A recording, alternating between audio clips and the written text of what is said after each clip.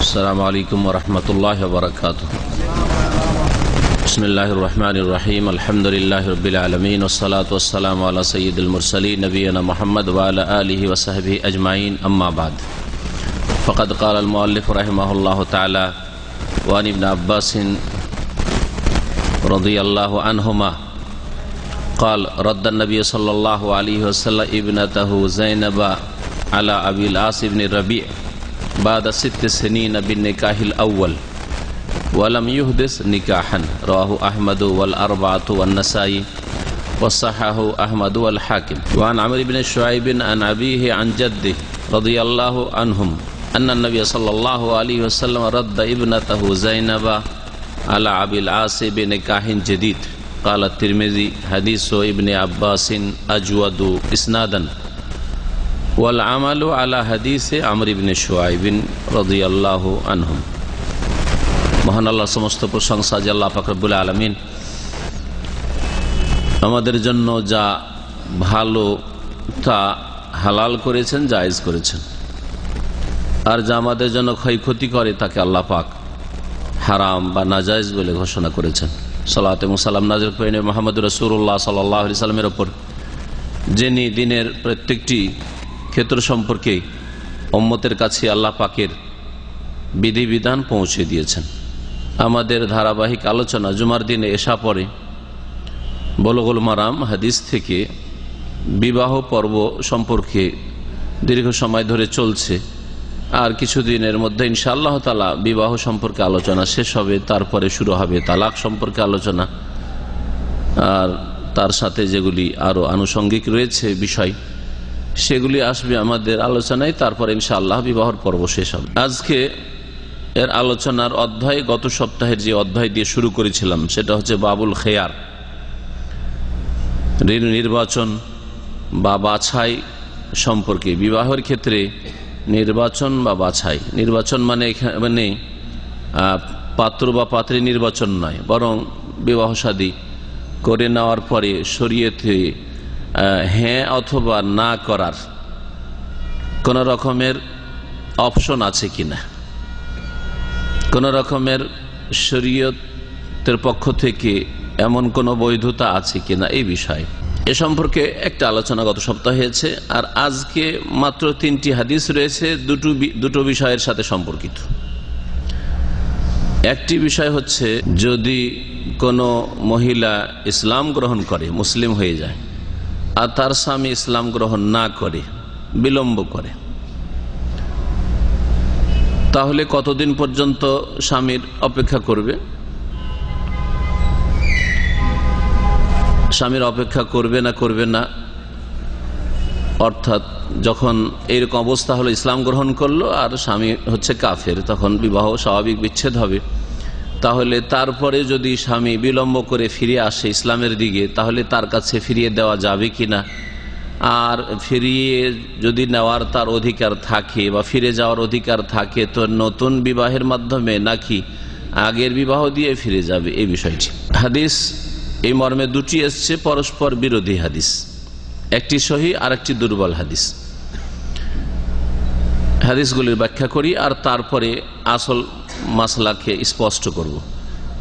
আব্দুল্লাহ বিন আব্বাস রাদিয়াল্লাহু তাআলা আনহুমা থেকে বর্ণিত, তিনি বলছেন যে রাদ্দান নবী সাল্লাল্লাহু আলাইহি ওয়াসাল্লাম ইবনাতাহু যায়নাবা আলা আবিল আস ইবনে রবি। নবী করিম সাল্লাল্লাহু আলাইহি ওয়াসাল্লাম তার মেয়ে যায়নাব রাদিয়াল্লাহু আনহাকে ফিরিয়ে দিয়েছিলেন তার স্বামী আবুল আস ইবনে রবি, রবির ছেলে আবুল আসের কাছে, যিনি যায়নাব রাদিয়াল্লাহু আনহার খালাতো ভাইও ছিলেন, খাদিজার আর এক বোনের ছেলে। খালাতো ভাইয়ের সাথে বিয়ে হয়েছিল নবী করিম সাল্লাল্লাহু আলাইহি ওয়াসাল্লামের বড় মেয়ে যায়নাবের। যায়নাব রাদিয়াল্লাহু তাআলা আনহা প্রথমে ইসলাম গ্রহণ করেছেন। বাপ যখন ওহী নিয়ে আসলেন প্রথম অবস্থাতে ইসলাম গ্রহণ করেছিলেন, কিন্তু আবুল আস বিন রবি ইসলাম গ্রহণ করেনি, বিলম্ব করেছিল। হুদায়বিয়ার সন্ধির বছর অর্থাৎ 6ষ্ঠ হিজরিতে ইসলাম গ্রহণ করে। ইসলাম যখন গ্রহণ করে এতদিন পর্যন্ত জাইনাব রাদিয়াল্লাহু তাআলা আনহা আর অন্য কোন জায়গায় বিবাহে বসেন নাই। তখন নবী করিম সাল্লাল্লাহু আলাইহি ওয়াসাল্লাম দেখলেন যে জামাই তো ইসলাম গ্রহণ করে ফিরে এসেছে ইসলামে, এখন আমার মেয়ে জামাইয়ের জন্য জায়েজ, তাই ফিরিয়ে দিয়েছিলেন, তার স্বামীকে ফিরিয়ে দিয়েছিলেন। এখন নতুন বিবাহের মাধ্যমে নাকি ওই আগের বিবাহে, এই মর্মে সহিহ হাদিসে রয়েছে বাদা সিত্তে সেনিন, 6 বছর পরে, মাঝখানে 6 বছর কোনো সম্পর্ক ছিল না। বিন্নিকাহিল আউয়াল, প্রথম বিবাহের মাধ্যমে, ওই আগের যে বিবাহ, জাহিলিয়াতের যুগের যে বিবাহ ছিল, সেই বিবাহের মাধ্যমেই নবী করিম সাল্লাল্লাহু আলাইহি ওয়াসাল্লাম নিজ মেয়েকে তার স্বামীর কাছে ফিরিয়ে দিয়েছিলেন, আবুল আসের কাছে রাদিয়াল্লাহু আনহু। আবুল আস পর ইসলাম গ্রহণ করেছিলেন। এই যে 6 বছর বলা হয়েছে, 6 বছরটা কোনখান থেকে কোনখান পর্যন্ত বোঝানো হয়েছে? এই হাদিসে যেটা বলা হয়েছে সেটা 6 বছর জাইনাব রাদিয়াল্লাহু আনহার হিজরতের সময় থেকে শুরু করে আবুল আস তার স্বামীর ইসলাম গ্রহণ করা পর্যন্ত সময়টাকে বোঝানো হয়েছে। এটা হচ্ছে 6 বছর, কারণ হিজরতের 6ষ্ঠ বছরে, 6ষ্ঠ হিজরিতে ইসলাম গ্রহণ করেন আবুল আস ইবনে রবি রাদিয়াল্লাহু তাআলা আনহু। তাহলে 6 বছর হচ্ছে মাঝখানে, তাই না? 6ষ্ঠ হিজরি মানে হিজরত করলেন জাইনাব রাদিয়াল্লাহু আনহা প্রথম হিজরিতে নবী সাল্লাল্লাহু আলাইহি সাল্লামের হিজরতের পরেই, আর তারপরে 6 বছর পরে। এই 6 বছরকে এখানে উল্লেখ করা হয়েছে। কিন্তু তাদের মাঝে পৃথকতা যে হয়েছিল, বিচ্ছিন্নতা হয়েছিল, ইসলাম গ্রহণ থেকে শুরু করে ফিরিয়ে দেওয়ার মাঝে 6 বছর নয়।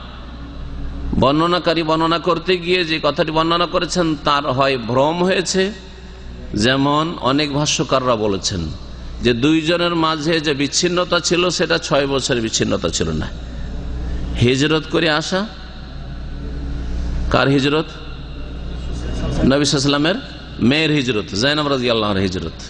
হিজরত থেকে শুরু করে তার স্বামীর ঘরে আবার ফিরে যাওয়া, স্বামী ইসলাম কবুল করা, এর মাঝখানের সময়টা কতটা ছিল? 6 বছর ছিল। কিন্তু ইসলাম গ্রহণ করেছেন জাইনাব রাদিয়াল্লাহু আনহা প্রথম যুগে, তাহলে 6 বছরে আরো যদি 13 লাগান তো কত হয়ে যাবে? 19। 6ষ্ঠ হিজরি যদি ধরেন তো 5ই ধরেন তো 18 বছর। এই জন্য ভাষ্যকার উল্লেখ করেছেন যে 2 জনের মাঝে যে পৃথকতা, বিচ্ছিন্নতা ছিল ইসলাম গ্রহণ থেকে শুরু করে, স্ত্রীর ইসলাম গ্রহণ আর স্বামীর ইসলাম গ্রহণের মাঝখানে যে পিরিয়ডটা ছিল সেটা ছিল দীর্ঘ 18 বছর। 18 বছরের বিচ্ছিন্নতার পরে ইসলাম গ্রহণ করে নিয়েছেন জাইনাব রাদিয়াল্লাহু আনহা, তাই না? তারপরে স্বামীর সাথে সম্পর্ক নেই, ইসলাম গ্রহণ করেছে, ও কাফের হয়ে আছে। আর তারপরে দীর্ঘ 18 বছর পরে নবী করিম সাল্লাল্লাহু আলাইহি ওয়াসাল্লাম মেয়েকে যখন ইসলাম গ্রহণ জামাই করলো তখন ফিরিয়ে দিয়েছেন। ওয়ালাম ইউহদিস নিকাহান, কিন্তু নতুন করে বিবাহ পড়াননি, বিবাহ করাননি নবী করিম সাল্লাল্লাহু আলাইহি ওয়াসাল্লাম। আহাদাস ইউহদিস মানে নতুন কাজ করা, এখান থেকে বিদআতকে মুহদাস বলা হয়, কুল্লু মুহদাসাতিন বিদআহ। ওয়ালাম ইউহদিস নিকাহান, নতুন ভাবে বিবাহ আর পড়ান নাই। রাওয়াহু আহমদ, হাদিস ইমাম আহমদ মুসনাদে বর্ণনা করেছেন। আর ইমাম নাসাই ছাড়া হাফিজ ইবনে হাজারের যে 4-এর পরিভাষা রয়েছে তার ভূমিকাতে কিতাবে, তারা অর্থাৎ 4 বলতে তিনি 4 ইমাম বলতে কাকে কাকে বুঝিয়েছেন? আবু দাউদ, নাসাই, তিরমিজি, ইবনে মাজাহ। এই 4 জনের মধ্যে ইমাম নাসাই ব্যতীত বাকি 3 জন। তাহলে আবু দাউদে রয়েছে হাদিসটি, তিরমিজিতে রয়েছে, আর ইবনে মাজাহ রয়েছে, আর মুসনাদ আহমদে রয়েছে। ওয়াসাহাহু আহমদ ওয়াল হাকিম, ইমাম আহমদ হাদিসটিকে সহিহ বলেছেন। ওয়াল হাকিম, ইমাম হাকিম মুস্তাদরাকে নিয়ে এসেছেন, তার কাছে হাদিসটি সহিহ। এই হাদিস সম্পর্কে ভাষ্যকার বলছেন শেখ আল্লামা আল বাসসাম যে হাদিস সহিহ। এই হাদিসটি হচ্ছে সহিহ হাদিস, অর্থাৎ আগের বিবাহেই ফিরিয়ে দিয়েছে রাসূলুল্লাহ সাল্লাল্লাহু আলাইহি সাল্লাম তার স্বামীর কাছে দীর্ঘ সময় পরে। দ্বিতীয় হাদিসটি দেখেন, আমর ইবনে শুআইব থেকে বর্ণিত, তিনি বর্ণনা করছেন তার পিতা শুআইব থেকে, শুআইব তার দাদা থেকে, দাদার নাম আব্দুল্লাহ বিন আমর ইবনে আস, দাদা হচ্ছেন প্রখ্যাত সাহাবী আব্দুল্লাহ বিন আমর ইবনে আস রাদিয়াল্লাহু আনহু থেকে বর্ণিত। নবী করিম সাল্লাল্লাহু আলাইহি সাল্লাম সম্পর্কে বলছেন আব্দুল্লাহ বিন আমর ইবনে আস যে রাদ্দা ইবনাতাহু আন্না নবী সাল্লাল্লাহু রাদ্দা ইবনাতাহু যায়নাবাহ, নবী করিম সাল্লাল্লাহু আলাইহি ওয়াসাল্লাম তার মেয়ে যায়নাবকে ফিরিয়ে দিয়েছিলেন আবুল আসের কাছে, জামাইয়ের কাছে, বেনেকাহিন জাদিদিন, নতুন বিবাহের মাধ্যমে। কথা উল্টা হয়ে গেল, নতুন বিবাহ। বেশ কিছু হাদিসে এইরকম পরস্পর কি রয়েছে, বিরোধ রয়েছে। তার সমন্বয় যদি সম্ভব হয় তাহলে সমন্বয় করতে হবে, আর না হইলে তখন তরজি দিতে হবে, অগ্রাধিকার দিতে হবে। অগ্রাধিকার দেওয়ার যেগুলি দিক রয়েছে মুহাদ্দিসিন কেরাম, হাদিসের পণ্ডিতদের কাছে এবং ফুকাহায়ে কেরামদের কাছে, তার মধ্যে একটি হচ্ছে একটা সহিহ আর একটা জয়ীফ। সুতরাং দুর্বল যেটি, দুর্বলের ওপর সবল যেটি সহিহ বলিষ্ঠ হাদিস, সেটাকে কি করতে হবে, প্রাধান্য দিতে হবে। যেমন আপনাদের কাছে যদি এখন একটা সংবাদ আসে যে অমুক জায়গায় দুর্ঘটনা ঘটেছে, একজন বলছে দুর্ঘটনায় লোক মারা গেছে, আর বলছেন লোকজন আহত হয়েছে, মারা যায়নি, খবর দুটি, তাহলে কি করবেন? বিভিন্ন রকম সমন্বয় হইতে পারে। ঘটনা হয় দুটা ঘটেছে, এটা একটা তরিকা, তাই না? যে এক ঘটনায় লোক মারা গেছে, আর একটা ঘটনায় লোক মারা যায়নি, আহত হয়েছে, ঠিক কিনা? আমি বোঝানোর জন্য বলছি, কারণ হাদিসের অত গভীরভাবে আপনারা বুঝতে পারবেন না, কিন্তু এইগুলির দ্বারা আপনারা বুঝতে পারবেন যে সহিহ জয়ীফ যে হয়, অথবা সমন্বয়গুলো পরস্পর বিরোধী হাদিসে যে সমন্বয় করা হয়, তাতবিক দেওয়া হয়, এগুলির বিভিন্ন পদ্ধতি রয়েছে। আর একটা হতে পারে যে একটা খবর বিশ্বস্ত সূত্রে এসছে, সনদ মজবুত, বিশ্বস্ত ব্যক্তির মাধ্যমে খবর পেয়েছেন আপনি, আর একটা খবর একটু গুজবের মতো খানিকটা হয়েছে, আসলে ওইরকম হয়নি, মরেনি, কিন্তু পড়ে দেখেছে বেহুশ মানুষকে মারা গেছে, এইসব খবর দিয়ে দিচ্ছে, কথাটা আসলে সত্য নয়। হতে পারে না, পারে না, হইতে পারে এরকম। তো নবী করিম সাল্লাল্লাহু আলাইহি সাল্লাম তার মেয়েকে ফিরিয়ে দিয়েছিলেন, এই ঘটনা সত্য। এখন পুরাতন বিবাহের মাধ্যমে ফিরিয়ে দিয়েছেন না নতুন করে বিবাহের নবায়ন করেছিলেন, তাজদীদে নিকাহ করেছিলেন, এই মর্মে এই হাদিসে বলা হয়েছে বেনিকাহিন জাদিদিন, নতুন বিবাহের মাধ্যমে ফিরিয়ে দিয়েছিলেন। হাদিস তিরমিজিতে আছে, ইবনে মাজায় রয়েছে। ইমাম তিরমিজি বলছেন যে হাদিস ও ইবনে আব্বাসিন আজওয়াদ ইসনাদান, নিজে ইমাম তিরমিজি হাদিসটি সংকলন করেছেন, এই হাদিসটি। আর তারপরে তিনি বলছেন যে আব্দুল্লাহ বিন আব্বাস রাদিয়াল্লাহু আনহুমার যে হাদিসটি রয়েছে ওটাও তিনি উল্লেখ করেছেন, আগের হাদিসটি, সেটা হচ্ছে সনদের দিক থেকে অতি উত্তম। জাইয়্যিদ থেকে ইসম তাফজিল হচ্ছে আজওয়াদ, অতি উত্তম। জাইয়্যিদ মানে উত্তম, তাই না? আর আজওয়াদ মানে অতি উত্তম। সনদের দিক থেকে, সূত্রের দিক থেকে অতি উত্তম, মানে তার সূত্র হচ্ছে সহিহ। ওয়াল আমালু আলা হাদিস আমর ইবনে শুআয়ব, তবে আমল রয়েছে ফুকাহায়ে কেরামদের, মানে যে মতটি অধিকাংশ ফুকাহারা পোষণ করেছেন সেটা আমর ইবনে শুআয়বের হাদিসের ভিত্তিতে। তিনি যতটুকু বুঝেছেন বিষয়টাকে সেইভাবে তিনি ব্যাখ্যা করেছেন। বলছেন যে আমল করেছে লোকেরা অথবা ফুকাহারা কোন হাদিসের ওপর?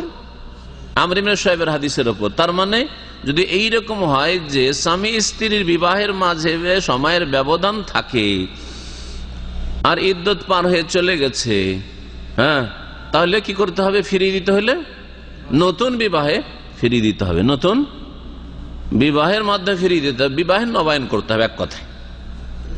এটা হচ্ছে অধিকাংশ ফুকাহাদের আমল, কিন্তু সকলের আমল না।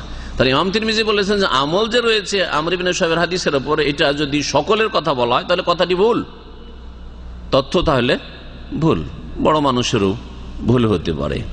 কখনো ভাববেন না যে উনি কেন ভুল করবেন। এত বড় বড় আইম্মা কেরামদের যদি ইজতিহাদে অথবা কথাটা নকল করতে গিয়ে সূক্ষ্মতায় ভুল থাকে, অথবা মত পোষণ করতে গিয়ে দলিলের ক্ষেত্রে ভুল থাকে, তাহলে আমাদের ভুল হওয়াটা স্বাভাবিক, স্বাভাবিক।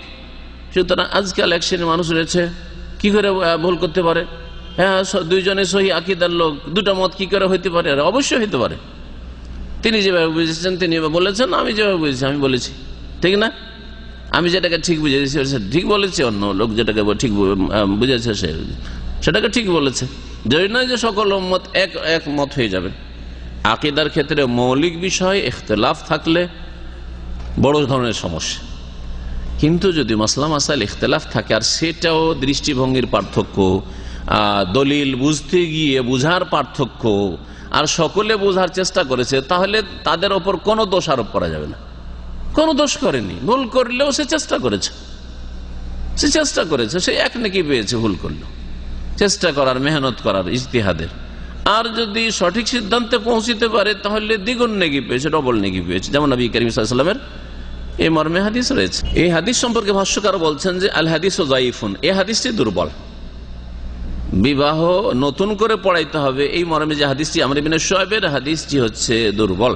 বলছেন যে আমর ইবনে শুআয়ব থেকে বর্ণনাকারী হাজ্জাজ নামে এক ব্যক্তি রয়েছেন, আর হাজ্জাজ আমর ইবনে শুআয়ব থেকে শোনেননি, মাঝখানে আর একজন থেকে শুনেছেন, যার নাম উল্লেখ করেন নাই।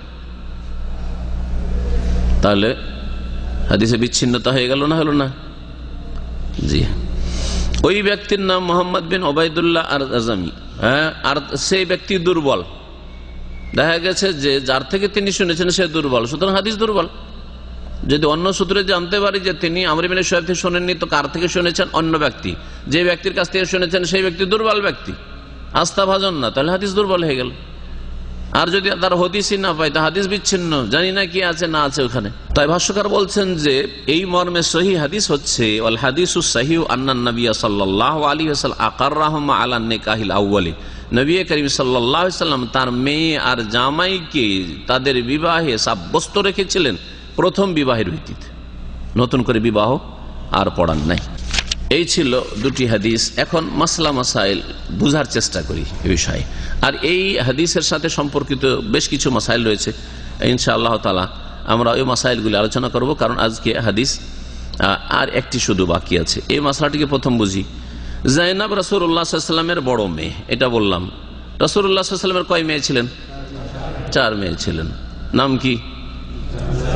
হ্যাঁ, যায়নাব। 2 নম্বরে মেজ মেয়ে কোনটি? রোকাইয়া, উম্মে কুলসুম না। 3 নম্বর উম্মে কুলসুম, আর 4 নম্বর হচ্ছে ফাতেমা রাদিয়াল্লাহু আনহা। এক শ্রেণীর মানুষ শুধু ফাতেমার নাম জানে আর বাকি জানে না, এটা বিদআতের লক্ষণ। ফাতেমাকে চেনে আর কাউকে চেনে না, বিদআতের লক্ষণ কিনা?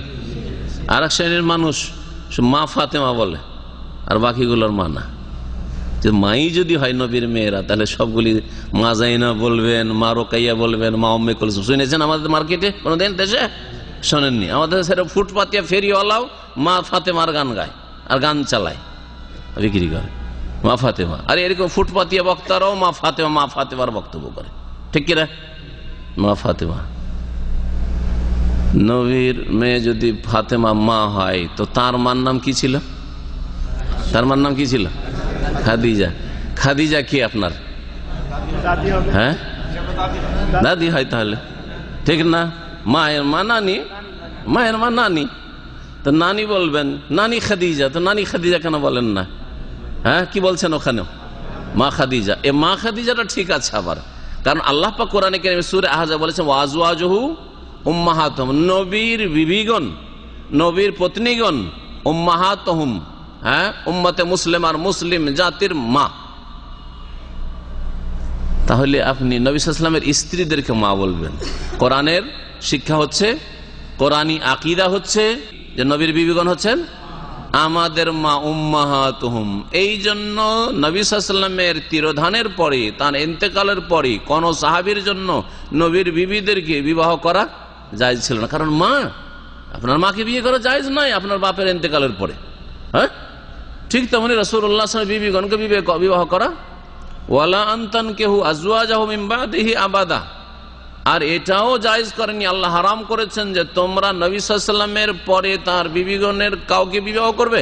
নবীর বিবিগণ হচ্ছেন উম্মতের মা। তাহলে তার মেয়ে খাদিজা যখন মা হলেন কোরআনের শিক্ষায়, তাহলে তার মেয়ে ফাতেমা তিনি কে? তিনি আবার মা হবেন নাকি? মায়ের মেয়েও মা, হ্যাঁ, বোন হবেন। কোরআনে কারিমে আর এক আয়াতে আল্লাহ বলছেন যে ইন্নামাল মুমিনুনা ইখওয়া, মুমিনরা পরস্পর ভাই বোন। মুমিনদের সম্পর্ক হচ্ছে পরস্পর মুসলিম মুসলিম ভাই বোনের সম্পর্ক। যেখানকারই মুসলিম হোক না কেন আপনার ভাই, আর না হয় মহিলা হলে, মেয়ে হলে আপনার বোন। বোন। তাহলে এই মা ফাতেমা বলা এটা বিদআতি কথা। মা ফাতেমা বলা জায়েজ নয়, মা ফাতেমা বলা জায়েজ নয়। জি। আর মা ফাতেমা যদি হয় তাহলে উম্মতের জন্য বিবাহ করাই কি করে জায়েজ হয়?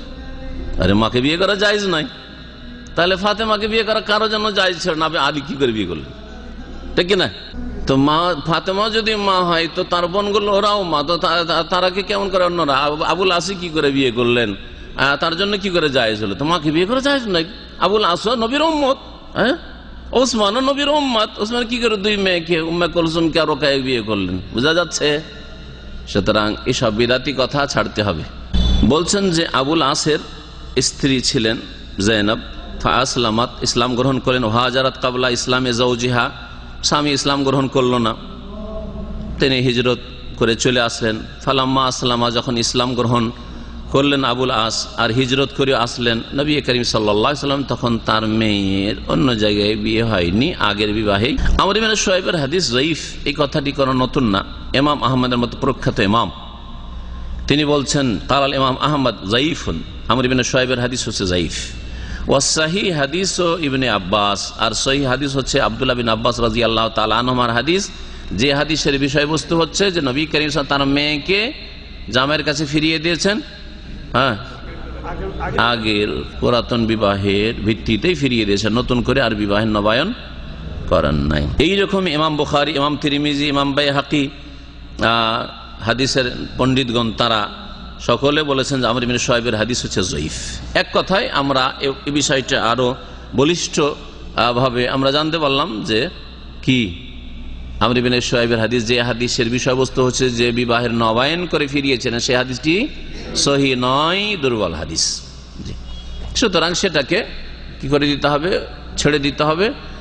আর কোনটাকে ধরতে হবে? যে হাদিসে রয়েছে যে আগের বিবাহে ফিরিয়ে দিয়েছেন রাসূলুল্লাহ সাল্লাল্লাহু আলাইহি ওয়াসাল্লাম। একসাথে স্বামী স্ত্রী দুইজনে যদি ইসলাম গ্রহণ করে, দুইজনে আসলে একসাথে, আর দুইজনে কালিমা পড়ে মুসলমান হয়ে গেল, তো বাকিয়া নিকাহুহুমা বিইজমাই আহলিল ইলমে, দুইজনেরই বিবাহ থাকবে বহাল। সমস্ত ওলামাদের এই ক্ষেত্রে ইজমা রয়েছে, সমস্ত ওলামাদের ঐক্যমত রয়েছে। লিআন্নাহু লাম ইউজাদ মিনহুমা ইখতিলাফু দ্বীন, কারণ এই ক্ষেত্রে দ্বীনের ভিন্নতা আসেনি, ধর্মের ভিন্নতা আসেনি। ধর্মের ভিন্নতা আসলে বিবাহ বিচ্ছেদ হয়ে যায়, বিবাহ থাকে না, এটা যে শরীয়তের বিধান। সুতরাং এইটা হয়নি, দুজনে এসছে আর কালিমা পড়ে নিয়েছে। এই মর্মে দুটি মত রয়েছে, এই মর্মে দুটি মত রয়েছে। বলছেন যে অধিকাংশ ওলামারা, যাহাবা জমহুরুল ওলামা ইলা আন্নাহু ইন আসলাম আহাদুজ যাওজাইনি গায়রিল কিতাবিয়াইনি ক্বাবলা দুখুলি বাতালান নিকাহ, অধিকাংশ ওলামারা বলছেন যে মিয়া বিবি, স্বামী স্ত্রী দুইজনের একজন যদি ইসলাম গ্রহণ করে দুইজনের পরস্পরের সাক্ষাতের, সহবাসের, মিলনের পূর্বে একজন ইসলাম গ্রহণ, সাথে সাথে নিকাহ বাতিল হয়ে যাবে, এটা অধিকাংশ ওলামাদের মত। ওয়া আন্নাল কিতাবিয়াতা ইযা আসলামাত, আর ইহুদি বা খ্রিস্টান মহিলা কিতাবী যদি ইসলাম গ্রহণ করে আর তার স্বামী যদি কাফের মুশরিক হয়, কিতাবী না হয়, মানে ইহুদিও না খ্রিস্টান না, আহলি কিতাব নয়, মুশরিক, ধরেন হিন্দু বা শিখ স্বামী, আর স্ত্রী হচ্ছে কিতাবিয়া ইহুদি বা খ্রিস্টান, এরকম যদি হয় ইনফাসাখান নিকাহ, তাহলে বিবাহ বিচ্ছেদ হয়ে যাবে। কারণ ইসলাম গ্রহণ করলো মহিলা আর ওর স্বামী হচ্ছে কি কাফের, আর কাফেরের কাছে মুসলিম মহিলার কখনো থাকা জায়েজ নাই। ইমাম ইবনুল মুনজির রাহমাতুল্লাহ আলাইহি বলছেন, আজমা আলা হাযা কুল্লু মান নাহফাজ মিন আহলিল ইলমি, এই মাসলাই আমি যত ওলামায়ে কেরামদেরকে, আইম্মায়ে কেরামদেরকে সকলেই ইজমা করেছেন, ঐক্যমত রয়েছে যে কোন কাফেরের অধীনে, কোন কাফের মুশরিকের অধীনে কোন মুসলিম মহিলার থাকা জায়েজ নাই। ওয়াম্মা ইযা আসলাম আহাদুজ যাওজাইনি গায়রাল কিতাবিয়াইনি ক্বাবলাল আউয়ালি ওয়া কানা বাদাদ দুখুল, বলছেন যে স্বামী স্ত্রী দুইজনের একজন যদি ইসলাম গ্রহণ করে আর দুইজনেই কিতাবী ছিল না ইসলামের পূর্বে, ইহুদি ছিল না, খ্রিস্টান ছিল না, হয় হিন্দু না হয় বুদ্ধিস্ট না হয় শিখ, অন্য এইরকম কোন ধর্মের, আর তাদের এর আগে মেলামেশা হয়েছে, সহবাস হয়েছে, ওকেফাল আমরু ইলা ইনকিদাইল ইদ্দাতে, ইদ্দত পর্যন্ত তাদের বিবাহ থাকবে এবং অপেক্ষা করা হবে। এর মাঝে যদি ফাইন আসলাম আসানি, একজন তো ইসলাম গ্রহণ করে নিয়েছে, দ্বিতীয় যদি ইসলাম গ্রহণ করে নাই ইদ্যত পার হওয়ার আগে, তাহলে ফাহমা আলা নিকাহেমা, তাদের বিবাহ বহাল থাকবে। এখন এই কথাটাকে বুঝেন। স্বামী স্ত্রী হিন্দু, ইসলাম গ্রহণ করলো, একজন কি করলো? ইসলাম গ্রহণ করলো। পুরুষ হোক অথবা স্ত্রী হোক, স্বামী হোক অথবা স্ত্রী হোক, ইসলাম গ্রহণ করলো। ইসলাম গ্রহণ করার পরে তার একজন মুসলিম আর আরেকজন হচ্ছে কি কাফের মুশরিক। তাহলে মুশরিক স্বামীর কাছে যদি মহিলা ইসলাম গ্রহণ করে থাকে, তার কাছে থাকা জায়েজ নাই। এইরকমই এর বিপরীতে যদি হয়, ইসলাম গ্রহণ করেছে কে? স্বামী, মানে পুরুষ মুসলিম হয়ে গেছে, তাহলে স্ত্রী যদি কিতাবিয়া হইতো, ইহুদি নাসারা হইতো, তাহলে ইহুদি নাসারাকে রাখা জায়েজ ছিল, কারণ ওর বিবাহ শুরু করে যখন জায়েজ, তাহলে এখন রাখা যেতে পারে। কিন্তু না, এ তো মুশরিকা, হিন্দু, হ্যাঁ, বা বুদ্ধিস্ট বা শিখ, মুশরিক এক কথায়। তাহলে মুশরিক, হ্যাঁ, মুশরিককে মুসলিম স্বামীর জন্য রাখা জায়েজ নয়। তাহলে কি করতে হবে? ইদ্যত পর্যন্ত অপেক্ষা করা হবে। এর মাঝখানে যদি ইসলাম গ্রহণ করে নাই, তাহলে তো ভালো কথা, তাদের বিবাহ বহাল থেকে যাবে। এটি হচ্ছে অধিকাংশ ওলামাদের মত। ভাষ্যকার বলছেন, ওয়াল আজহারুল আন্নাল ফুরকাতা বাইনাহুম ওয়াকাত হিনা আসলামাল আউয়াল। এই ইদ্যত পর্যন্ত অপেক্ষা করতে হবে যে মতটি রয়েছে, এটা স্পষ্ট নাই। এটা তিনি বলছেন এটা ঠিক নাই। বরং অধিক স্পষ্ট বিষয় হচ্ছে যে যেই দিন দুইজনের একজন ইসলাম গ্রহণ করবে, সেই দিনে বিবাহ বিচ্ছেদ হয়ে যাবে। সেদিনে কি হয়ে যাবে? বিবাহ বিচ্ছেদ হয়ে যাবে। ওয়াইজান, যখন বিবাহ বিচ্ছেদ হয়ে গেল, ফালা নিকাহা বাইনাহুমা, তাহলে আর বিবাহ তাদের মাঝে নেই, বিবাহ শেষ হয়ে গেছে। ওয়াহাযা কওলু জুমহুরিল উলামা, অধিকাংশ উলামাদের মত এটি। তাহলে এই মতই যদি ধরা হয়, তাহলে এখন এই ঘটনাটি নেন, রাসূলুল্লাহ সাল্লাল্লাহু আলাইহি ওয়াসাল্লামের মেয়ের ঘটনা নেন। স্বামী স্ত্রী দুইজনে ছিল মুশরিক, পৌত্তলিক ছিল, ঠিক না? তারপরে ইসলাম গ্রহণ করলেন যায়েনব রাদিয়াল্লাহু আনহা। তো ইসলাম গ্রহণ করলে কি হয়ে যাবে? বিবাহ বিচ্ছেদ হয়ে যাবে, এই বিবাহ আর থাকবে না। এটা হচ্ছে অধিকাংশ ওলামাদের মত। তিন ইমাম, ইমাম শাফি, ইমাম আবু হানিফা, ইমাম মালিকের মত। বিবাহ থাকবে না। বিবাহ যদি না থাকে, তাহলে কি করতে হয়? এখন আবার যদি ফিরিয়ে দিতে হয়, বিবাহ থাকেনি, অন্য জায়গায় বিবাহ বসে গেলে তো অন্য ঘরে চলে যেত, কিন্তু অন্য বিবাহে বসেনি, আছে।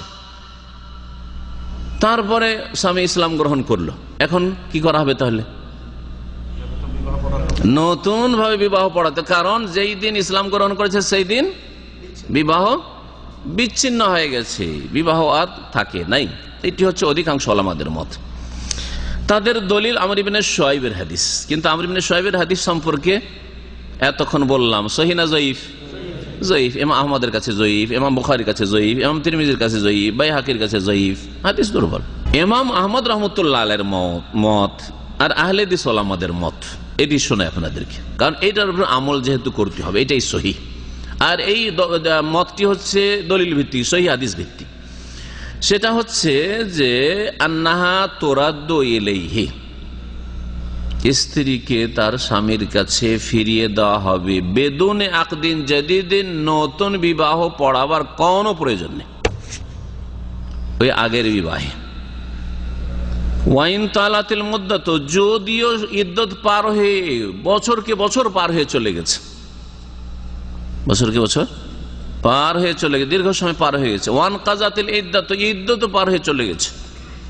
যেমন যায়েনব রাদিয়াল্লাহু আনহার সাথে বিচ্ছিন্নতা তার স্বামীর 18 বছরের, কিন্তু মাঝখানে অন্য জায়গায় বিবাহ হয়নি। মালাম তাতাজাওয়াজ, ইদ্যত পার হওয়ার পরে অন্য জায়গায় বিয়ে হয়ে গেছে। ইদ্যতটা কেন পার করতে হবে এটাও বুঝতে হবে নাকি?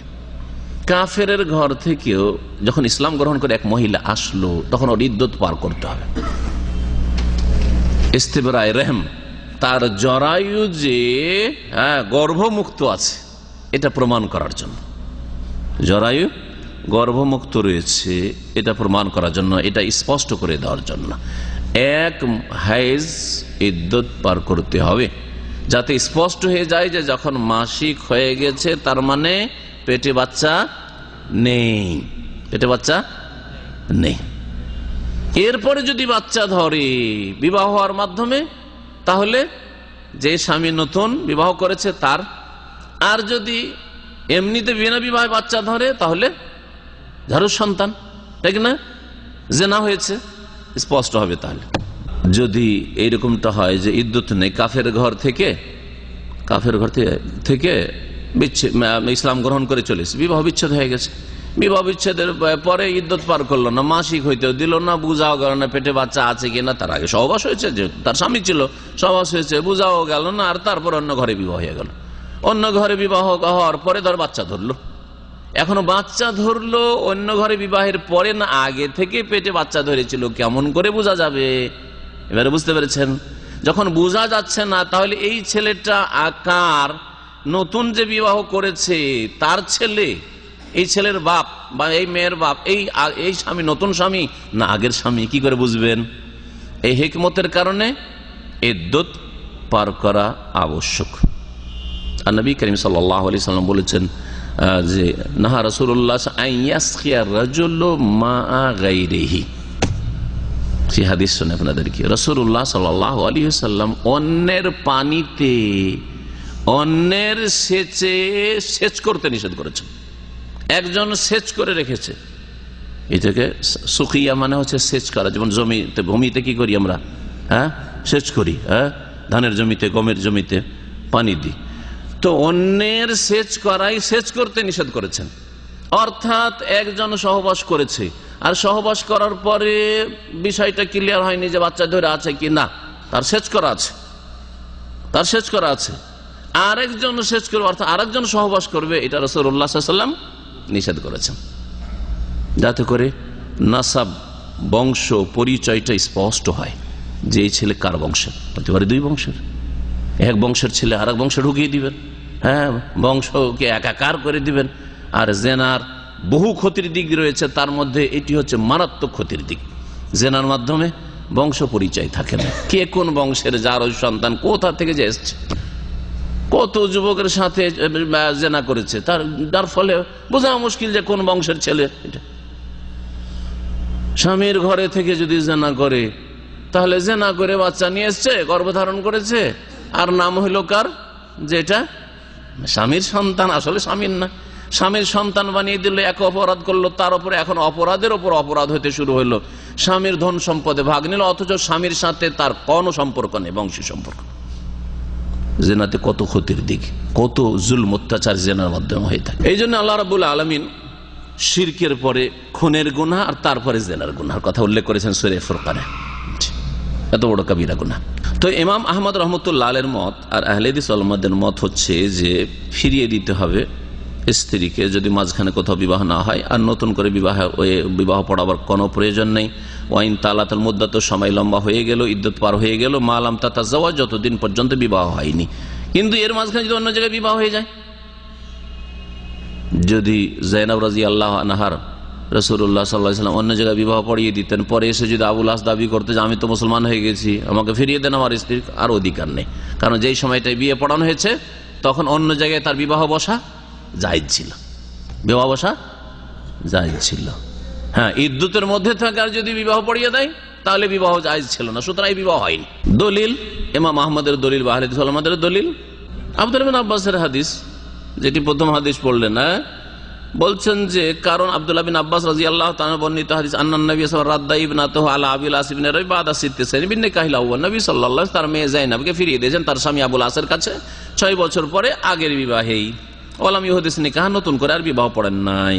ইমাম ইবনে তাইমিয়া রাহমাতুল্লাহ আলাইহি বড় একজন গবেষক মুহাক্কিক ইমাম, আর তার সিদ্ধান্ত বড় একটা ওজন রাখে, মূল্য রাখে।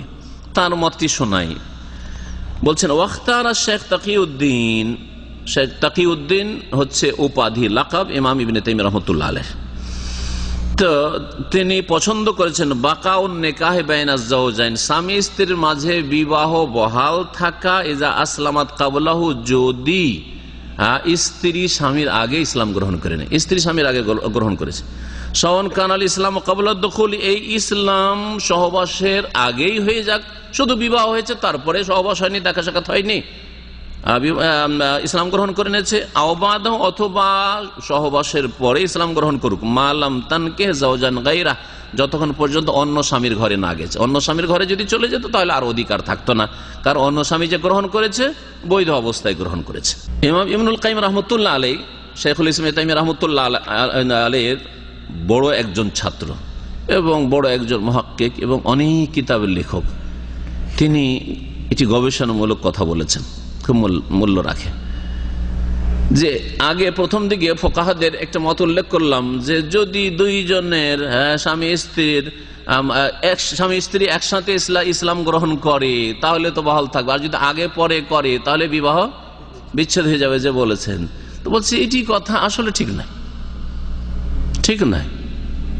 কারণ নবী করিম সাল্লাল্লাহু আলাইহি ওয়াসাল্লামের যুগে অহরহ ইসলাম গ্রহণ করেছে, আর জরুরি না যে সকলে এসে একসাথে দুইজন কলেমা পড়ছে।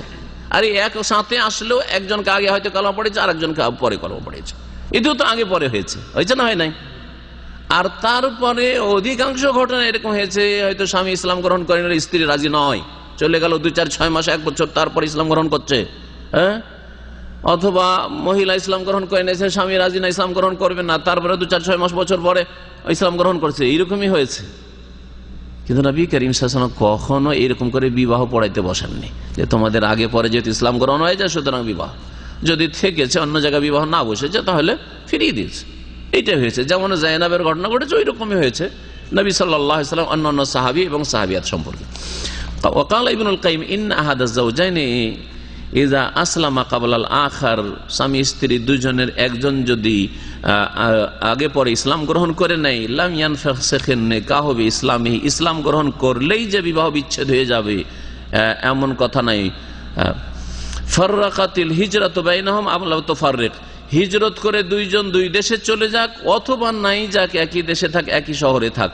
ফাইন্নাহু লা ইউরাফু আন্না রাসূলুল্লাহ সাল্লাল্লাহু আলাইহি ওয়াসাল্লাম জাদ্দাদা নিকাহ যাওজাইনি সাবাকা আহাদুহুমা আল আখার বিইসলামিহি কাত্তু, কারণ নবী সাল্লাল্লাহু আলাইহি ওয়াসাল্লাম থেকে এমন কোন দলিল প্রমাণ জানা যায় না, ইতিহাস জানা যায় না যে নবী সাল্লাল্লাহু আলাইহি ওয়াসাল্লাম স্বামী স্ত্রীর বিবাহের নবায়ন করেছেন যারা আগে পরে হয়ে ইসলাম গ্রহণ করেছে। এইরকম কখনো করেনি নবী করিম সাল্লাল্লাহু আলাইহি ওয়াসাল্লাম। ওয়ালাম তাজালিস সাহাবাতু ইউসলিমুর রাজুল ক্বাবলা ইমরাতি, আর সাহাবায়ে কেরামরা এইরকমই কেউ স্ত্রীর আগে এসে পুরুষ ইসলাম গ্রহণ করছে, আও তুসলিমু ক্বাবলা, অথবা মহিলা তার স্বামীর আগে এসে ইসলাম গ্রহণ করছে। এরকম ঘটনা অহরহ ঘটেছে নবী সাল্লাল্লাহু আলাইহি ওয়াসাল্লামের জামানায়।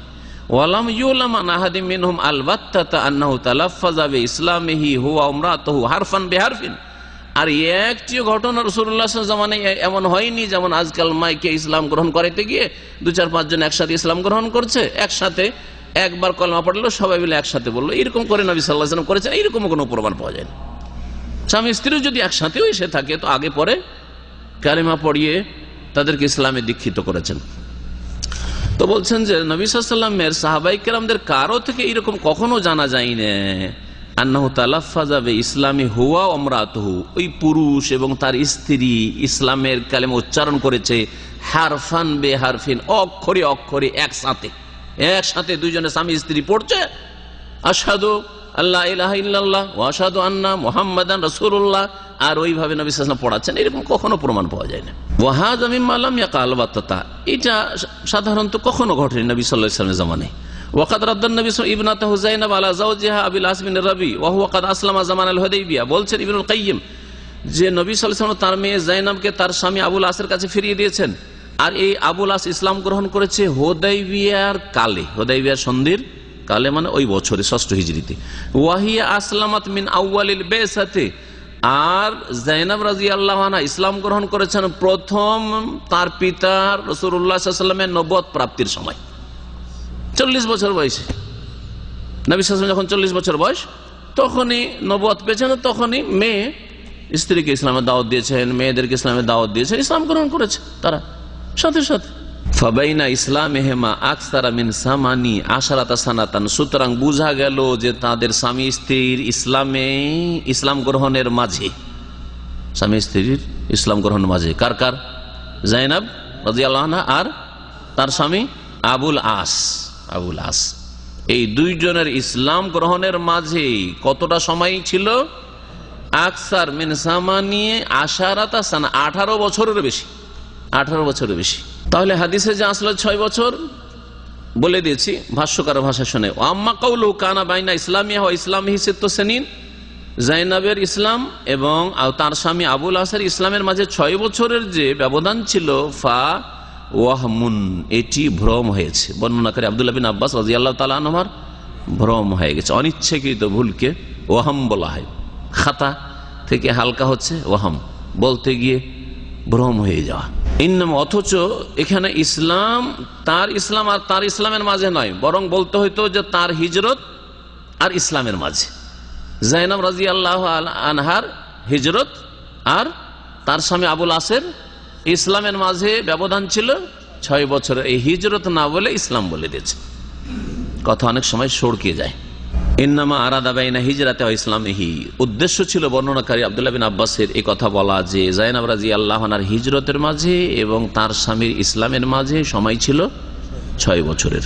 আচ্ছা, মুসলিম রমণীদেরকে মুশরিকদের জন্য বিয়ে করা হারাম, এই হুকুমটি, এই বিধানটি তো কোরআনের। আর কোরআন তো একদিনে নাজেল হয়নি, কখন নাজেল হয়েছে? বিবাহ করা হারাম বা কাফের স্বামীর অধীনে কোনো মুসলিমের থাকা হারাম, এই হুকুমটি কখন নাজেল হয়েছে? নবী সাল্লাল্লাহু আলাইহি সাল্লামের মক্কি জীবনে না মদিনার জীবনে? মদিনা জীবনে নাজেল হয়েছে। এইটাও হুদাইবিয়ার বছর 6ষ্ঠ হিজরিতে নাজেল হয়েছে। 6ষ্ঠ হিজরিতে নাজেল হয়েছে। তাই বলছেন ও তাহরিমুল মুসলিমাত আলা মুশরিকিন, মুসলিম মহিলাদের হারাম হওয়া মুশরিক পুরুষদের জন্য বেকাউলিহি তাআলা, মহান আল্লাহর এই বাণীর ভিত্তিতে কোরআনে কারীমের সূরা মুমতাহানার আয়াত নম্বর 10, লম্বা আয়াতের অংশ, লাহুন্না হিল্লুল লাহুম, মুসলিম মহিলারা তাদের কাফের স্বামীদের জন্য হালাল নয়, ওয়ালাহুম ইয়াহিল্লুনা লাহুন্না, এবং তারাও অর্থাৎ মুসলিম পুরুষরাও কাফের মুশরিক মহিলাদের জন্য হালাল নয়। ইন্নামা নাযালা বাদাল হুদাইবিয়াতে, এই আয়াত নাযিল হয়েছিল হুদাইবিয়ার সন্ধির পরে। ওয়ালাম্মা নাযালাত তাহরিম, আর যখন এই হারামের হুকুম নাযিল হয়ে গেল যে কাফের স্বামীর সাথে মুমিন মুসলিম মহিলার থাকা জায়েজ নাই বা বিবাহ বসা জায়েজ নাই, তখন আবুল আস দেখলেন যে এখন তার স্ত্রীকে ফিরিয়ে আর পাবো না, শেষ। এতদিন পর্যন্ত যেহেতু হারামের হুকুম নাজেল হয়নি, ততদিন পর্যন্ত নবী করিম সাল্লাল্লাহু আলাইহি ওয়াসাল্লাম অবশ্য থাকতে দেননি। এ কথা বলেছেন যে দেখো, তুমি যদি ইসলাম গ্রহণ নাই করো, আমার মেয়ে আমার ঘরে চলে আসুক, আমার মেয়ে আমার ঘরে চলে আসুক। কিন্তু নবী সাল্লাল্লাহু আলাইহি ওয়াসাল্লাম যেহেতু হারাম ছিল না, সেজন্য দেখা সাক্ষাৎ করতে কখনো নিষেধ করেনি, মক্কার জীবনে কখনো নিষেধ করেন নাই, যোগাযোগ রাখতে নিষেধ করেনি, কারণ হালাল ছিল। কিন্তু যখন হুকুম নাযিল হয়ে গেল যে মুসলিম মহিলা কাফের জন্য জায়েজ নয়, সেই সময় আবুল আস দেখলো যে আমার স্ত্রী তার পাবো না। আসলাম আবুল আস সেই সময় ইসলাম গ্রহণ করলো, আর তার ইসলাম সুন্দর হলো। ফারুদ্দাত ইলাইহি, তখন নবী করিম সাল্লাল্লাহু আলাইহি ওয়াসাল্লাম তার মেয়েকে জাইনাবকে ফিরিয়ে দিলেন, বা জাইনাবকে তার স্বামীর ঘরে ফিরিয়ে দেওয়া হইল। আবুল আস সম্পর্কে আরেকটু ঘটনা শোনায়। আবুল আস যখন আসলেন ইসলাম গ্রহণ করার জন্য, নবী করিম সাল্লাল্লাহু আলাইহি ওয়াসাল্লামের কাছে মদিনায় আসলেন, তখন রাতের অন্ধকারে পৌঁছেছেন। নবী করিম সাল্লাল্লাহু আলাইহি ওয়াসাল্লাম মেয়েকে বললেন যে দেখো, তাকে থাকার ব্যবস্থা দাও, কারণ আত্মীয় খালাতো ভাই, থাকার জায়গা দাও, কিন্তু লা তাকরাবি ইলাইহি, তুমি তার কাছে যেও না, তুমি তার নিকটবর্তী হবে না, কারণ এই সম্পর্ক হারাম, কাফের মুশরিকের সাথে সম্পর্ক হারাম। সুতরাং তুমি তার ঘরে যাবে না, তার নিকটে যাবে না। সৌদি আরবের বড় একজন আলেম, আল্লামা ইবনে উসাইমিন রাহমাতুল্লাহ আলাইহির ওস্তাদ, খাস ওস্তাদ বরং, আল কাসিম ওনাইজার, তার তাফসির, প্রসিদ্ধ তাফসির রয়েছে তাফসির আস-সাদি, এই আব্দুর রহমান আস-সাদি, তিনি বলছেন আল্লাযী হাক্কাকাহু দলিল, যা দলিল ভিত্তিক তাহকিকি কথা, মানে গবেষণামূলক কথা, তা হচ্ছে আন্নাহু ইযা আসলাম আহাদুজ যাওজাইন, স্বামী স্ত্রী দুইজনের একজন যদি ইসলাম গ্রহণ করে নেই, ওয়া তাখারা ইসলামুল আখার, দ্বিতীয় জন ইসলাম গ্রহণ করতে বিলম্ব, ফাইন আসলাম আল মুতাখাল্লিফু ফিল ইদ্দাতে, ইদ্দতের মাঝেই যদি ওই পিছিয়ে যাওয়া ব্যক্তি, ইসলাম গ্রহণ করতে বিলম্বকারী ব্যক্তি যদি ইসলাম গ্রহণ করে নেই, ফাহুমা আলা নিকাহিহিমা, তাহলে দুইজনের নিকাহ বিবাহ বহাল থাকবে। ওয়াইন ইনকাযাতিল ইদ্দাতু, আর যদি ইদ্দত পার হয়ে যায়, ইদ্দত পার হয়ে গেছে, তাহলে জাযা লিযাওজাতি আন তাতাযাওয়া, ইদ্দত যখন পার হয়ে গেছে, তাহলে এই কাফের স্বামীর আর অপেক্ষা করার কোনো প্রয়োজন নেই, ওই মহিলার জন্য জায়েজ অন্য কোন স্বামীর ঘরে বিবাহ বসে যাওয়া, বিবাহ করা জায়েজ। ফাইন লাম তাতাযাওয়াজ, বিবাহ না করে যদি থাকে যে আমি বিবাহ করব না, বা বিবাহ থেকে আসলো না, লাগলো না ওই রকম।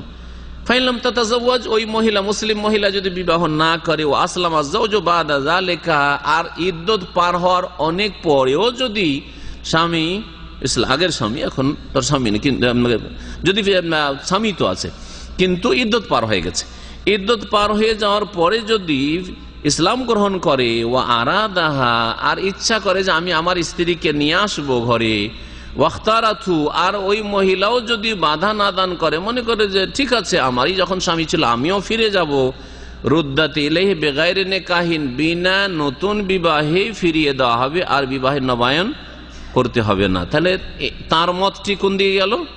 ইমাম আহমদ এবং আহলে হাদিস ওলামাদের যে মতটি রয়েছে আব্দুল্লাহ বিন আব্বাস রাদিয়াল্লাহু তাআলা আনহুমার হাদিসের ভিত্তিতে, যে বিবাহের নবায়ন ছাড়াই নবী সাল্লাল্লাহু আলাইহি ওয়াসাল্লাম মেয়েকে ফিরিয়ে দিয়েছিলেন। কিন্তু অন্যান্য ফুকাহারা যেমন বললাম যে তারা বলছেন যে ইদ্দত পার হয়ে গেলে কি করতে হবে? বিবাহ নবায়ন করতে হবে। সৌদি আরবে সারা পৃথিবীর সবচেয়ে বড় ফিকহি একাডেমি রয়েছে, আল মাজমাউল ফিকহি আল ইসলামী। এখানে সিঙ্গাপুর থেকে একটি ফতোয়া এসেছিল, স্বামী স্ত্রীর ধর্ম ভিন্ন ভিন্ন হওয়া সম্পর্কে। মুসলিম মহিলারা সিঙ্গাপুরে কাফেরকে বিবাহ করে দিত, কাফের সাথে বিবাহ বসে যেত, অথবা কাফের মুশরিককে মুসলিম পুরুষরা বিবাহ করে রাখতো। এইরকম যেখানে কাফেরদের মেজরিটি রয়েছে, অমুসলিম মেজরিটি রয়েছে, সেখানে এই ধরনের, আর বিশেষ করে অবাধ মেলামেশা থাকলে, এক কলকারখানায় কাজ করে, অবাধ মেলামেশা দেখা সাক্ষাৎ করে, আর সেখানে এইরকম হওয়াটা স্বাভাবিক। এই জন্যই কাফেরদের পরিবেশে, অমুসলিম পরিবেশে মুসলিমদের বসবাস করতে নিষেধ করেছেন রাসূলুল্লাহ সাল্লাল্লাহু আলাইহি ওয়াসাল্লাম, নিষেধ করেছেন। বড় ঝুঁকি আজকাল যে সহশিক্ষা, আজকাল মুসলিম মেয়ে কাফেরের সাথে বেরিয়ে চলে যাচ্ছে, দেখবেন এর পিছনে সহশিক্ষা কারণ। মুসলিম দেশেও বেরিয়ে চলে যাচ্ছে, কেন? সহশিক্ষার কারণ। একসাথে পড়াশোনা করতো, প্রেম ভালোবাসা জন্মে গেছে, লাইন করার সুযোগ পেয়ে গেছে, ছেলেকে ভালো লেগেছে মেয়েকে, মেয়েকে ভালো লেগেছে ও ছেলেকে, বেরিয়ে পালিয়ে গেল, না বাপ না ইসলাম না দিন কিচ্ছু না, বেরিয়ে চলে গেল, মুসলিম মেয়ে বেরিয়ে চলে যাচ্ছে। এই জন্য সহশিক্ষা মুসলিমের জন্য জায়েজই নয়, যুবক যুবতীর সহশিক্ষা প্রতিষ্ঠান জায়েজ না, আর সহশিক্ষায় মেয়েদেরকে পড়ানো জায়েজই নয়, ছেলেদেরও জায়েজ নাই। কিন্তু মেয়েদের বিষয়টি আরো রিস্কি, ঈমানের খাতরা রয়েছে। ছেলেদের ক্ষেত্রেও সম্ভাবনা রয়েছে মুরতাদ হয়ে যাওয়ার, কিন্তু মেয়েদের ক্ষেত্রে মুরতাদ হওয়ার সম্ভাবনা, মুরতাদ হওয়াই নিশ্চিত, কারণ স্ত্রী স্বামীর কাছে কমজোর। আর আমাকে এক ভাই কিছুদিন আগের ঘটনা শোনালো, পুরাতন ঢাকায় এক মুসলিম মেয়ে হিন্দুকে বিয়ে করে, হিন্দু মানে কট্টর হিন্দু হয়ে পূজা পাঠ করে আর সিঁদুর লাগিয়ে থাকে, কট্টর হিন্দু, শুধু নামে না যে হিন্দুকে বিয়ে করা আছে, পাক্কা হিন্দু, সকাল সন্ধ্যা পূজা করে। আমাকে এখানকার এক ভাই শোনালো, কয়েকদিন আগে শোনালো, একমাত্র সহশিক্ষার কারণে। একসাথে কলেজে লেখাপড়া করতো, সেখান থেকে উদাও। এই জন্য এই সহশিক্ষা জায়েজ না কোনো মুসলিমের জন্য। আল্লাহ পাক আপনাদের সকলকে বাঁচিয়ে রাখেন, আর সকল মুসলিমকে বেঁচে থাকার তৌফিক দান করেন, আর মুসলিম কর্মকর্তাদেরকে আল্লাহ পাক হেদায়েত দান করেন, সহি পথে নিয়ে আসেন, সহশিক্ষাকে যেন তারা দূর করতে পারে। আল্লাহ পাক তাদেরকে যেন এই মন মেজাজ দান করেন, ঈমান দান করেন, আল্লাহর ভয়ভীতি তাদের অন্তরে যেন পয়দা হয়, আর মুসলিম মেয়েদেরকে বা মুসলিম ছেলেদেরকে জাহান্নামের দিকে এই সহশিক্ষার মাধ্যমে যেন না ঠেলে দেয়। তো সিঙ্গাপুরে এইরকমটাই হয়তো, তখন সেখান থেকে ফতুয়া এসেছিল এখানে ফতুয়া বোর্ডে জিজ্ঞাসার জন্য। তার উত্তরে তারা যা লিখেছেন, বিষয়বস্তু হচ্ছে যে হুকম তাজাউজিল কাফির বিল মুসলিমা, কাফের কোন পুরুষের মুসলিম নারীকে বিবাহ করার হুকুম, ও তাজাউজুল মুসলিম আবিল কাফিরা, আর কোন মুসলিম পুরুষের কাফের মুশরিকা মেয়েকে বিবাহ করার হুকুম। এরকম কি? এই মর্মে বলছেন যে ফাইনাল মাজলিসা ইউকাররিরু বিল ইজমা মায়ালি, ফিকহি একাডেমি যার হেড অফিস মক্কাতুল মুকাররমায় এক মত হয়ে যে ফতুয়া দিয়েছেন, যে ফতুয়া পাশ করেছেন, তা হচ্ছে প্রথমত আন্না তাজাওয়াজাল কাফির লিল মুসলিমাতি হারাম, কোন কাফের পুরুষের জন্য মুসলিম মেয়ের বিবাহ হারাম। অর্থাৎ কাফের তো আর হারাম হালাল মানে না, মুসলিম মেয়ের কোন কাফেরের সাথে বিবাহে বসা তার জন্য হারাম, তার অভিভাবকের জন্য হারাম, তার মা বাবার জন্য হারাম, তার আত্মীয় স্বজনদের জন্য হারাম, যে কোনো রকম সহযোগিতা করবে এই ক্ষেত্রে, বরং বাধা প্রদান করবে। শাসক গোষ্ঠীর জন্য হারাম, মুসলিম শাসক বলছে বিবাহে অসুবিধা নেই, সাবালিকা, তখন ব্যক্তি স্বাধীনতা আছে, বিবাহ করতে পারে না, তাও হারাম, শাসকের জন্য হারাম, যে এইরকম বিবাহের স্বীকৃতি দান করবে আদালত। লা ইয়াজুজু বিত্তিফাক আহলিল ইলম, উলামায়ে কেরামদের ঐক্যমত রয়েছে যে এটা জায়েজ নয়। ওয়ালা শাক্কা ফি যালিকা লিমা তাকতাজিহি নুসুসুশ শরিয়া, আর এই মাসলায় কোনো সন্দেহ নেই, এই যে ইজমা উম্মতে মুসলিমার ওলামাদের, এতে কোনো সন্দেহ নেই এই মাসলায়, কারণ এটাই হচ্ছে শরীয়তের দলিল প্রমাণাদির দাবি। কোরআনে কারীমে আল্লাহ পাক ইরশাদ করছেন সূরা বাকারা আয়াত নম্বর 221, ওয়ালা তুনকিহুল মুশরিকিনা হাত্তা ইউমিনু, মুশরিক পুরুষদের সাথে তোমরা বিবাহ দিও না। মেয়েদের অভিভাবকদেরকে বলা হচ্ছে, তোমরা মুশরিক পুরুষদের সাথে বিবাহ দিও না হাত্তা ইউমিনু, যতক্ষণ পর্যন্ত তারা ঈমান নিয়ে আসবে, বিশ্বাসী মুসলিম না হবে। এই ছিল সূরা বাকারা। আর দেখেন সূরা মুমতাহিনার আয়াত নম্বর 10, ফাইন আলিমতুমুহুন্না মুমিনাতিন, যদি জানতে পারো যে এই মহিলাগুলি বা এই মেয়েগুলি মুমিনা হয়ে গেছে, ইসলাম গ্রহণ করেছে, ফালা তারজিউহুন্না ইলাল কুফফার, তাহলে কাফের স্বামীদের কাছে ফিরিয়ে দিও না। তাহলে যেই মেয়েরা মুসলমান হচ্ছে, মুসলিম শাসকের জন্য আবশ্যক, মুসলিম জাতির জন্য আবশ্যক, মুসলিম ওলামায়ে কেরামদের জন্য আবশ্যক যে ওইসব মেয়েদের বিবাহের ব্যবস্থা করে দেওয়া। অবিবাহিতা থাকলে বিবাহের ব্যবস্থা করে দেওয়া, বিবাহিতা থাকলে যেহেতু ইসলাম গ্রহণ করে নিয়েছে, বিবাহ বিচ্ছিন্ন হয়ে গেছে, সেই কাফের স্বামীকে দাওয়াত দিবে, যদি ইসলাম গ্রহণ করে তাহলে তো ভালোই কথা, আর যদি ইসলাম না গ্রহণ করে তাহলে কোনো মুসলিম ভালো ছেলে দেখে বিবাহের ব্যবস্থা করে দেবে। এটি হচ্ছে আমাদের বড় দায়িত্ব, ফরজ দায়িত্ব। আল্লাহ বলছেন সকলকে সম্বোধন করেন, সকল মুসলিমকে, ফালা তারজিউহুন্না ইলাল কুফফার, যদি তারা ঈমান নিয়ে আসে মহিলারা, তাহলে তাদেরকে কাফেরদের কাছে ফিরিয়ে দিও না। লাহুন্না হিল্লুল লাহুম, এই মুসলিম মেয়েরা কাফের পুরুষদের জন্য হালাল নয়। ওয়ালাহুম ইয়াহিল্লুনা লাহুন্না, আর কাফের পুরুষ মুসলিম মহিলাদের জন্য হালাল নয়। ওয়াতুহুম মা আনফাকু, আর যদি খরচা করে তাদের স্বামীরা ক্ষতিগ্রস্ত হয়ে থাকে, তাদের ক্ষতিপূরণ দিয়ে দাও। এটাও শরীয়তের বিধান। শরীয়তে কত ন্যায় নীতি প্রতিষ্ঠা করা হয়েছে, যে একটা অমুসলিম বিবাহ করেছিল, অমুসলিম বিয়ে করেছিল, বিবাহ করার পরে ওই মেয়েটি মুসলমান হয়ে গেল, মেয়ে মুসলমান হয়ে গেল। তো এখন স্বামীকে দাওয়াত দেওয়া হবে, স্বামী বলছেন আমি ইসলাম গ্রহণ করব না। স্বামী যদি ইসলাম গ্রহণ না করে তাহলে স্ত্রী হারালো, ঠিক না? আর বিবাহে যে খরচা করলো আর্থিক দিক থেকে ক্ষতিগ্রস্ত হলো। আল্লাহ বলছেন যে এই ক্ষেত্রে যেহেতু মুসলিম মেয়ে কাফের পুরুষের জন্য হারাম, জায়েজ নয়, সেই জন্য স্ত্রী সে হারাম, এই স্ত্রীর ওপর তার কোনো অধিকার নেই, তার স্ত্রী নয়। আর স্ত্রীকে যদি হাসিল করতে হয় তাহলে ইসলাম কবুল করতে হবে।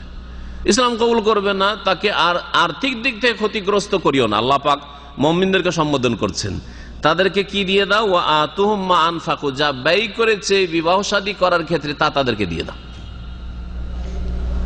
তাহলে মুসলিম শাসকরা দেবে, যদি ইসলামিক শাসন থাকে তাহলে।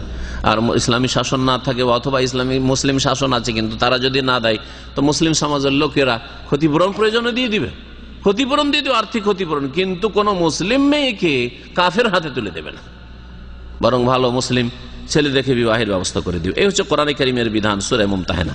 এইরকমই দ্বিতীয়ত, এই সিঙ্গাপুরে যে ফতোয়া লিখে পাঠানো হয়েছিল মক্কাতুল মুকাররমা থেকে, তাতে বলা হয়েছে যে সানিয়ান, দ্বিতীয়ত, ওয়া কাযা আলাইকা আল মুসলিম লা ইয়াহিলু নিকাহ মুশরিকাতিন, এইরকমই কোন মুসলিম পুরুষের জন্য, যুবকের জন্য কোন মুশরিকা রমণীকে, মুশরিকা কাফেরা মহিলাকে বিয়ে করা জায়েজ নয়। অনেকে আজকাল ভারতে একটা ফ্যাশন শুরু হয়েছে হিন্দু বিয়ে করার। কলেজ ইউনিভার্সিটিতে পড়াশোনা করে টেস্ট বদলাতে চায়, যে সবাই তো মুসলিমই বিয়ে করছে, আমি হিন্দু বিয়ে করি। হিন্দু বিয়ে করার একটা ফ্যাশন শুরু হয়েছে। মেডিকেল পড়াশোনা করে, আলিগড় বিশ্ববিদ্যালয়ে পড়াশোনা করে, হিন্দু বিয়ে করে।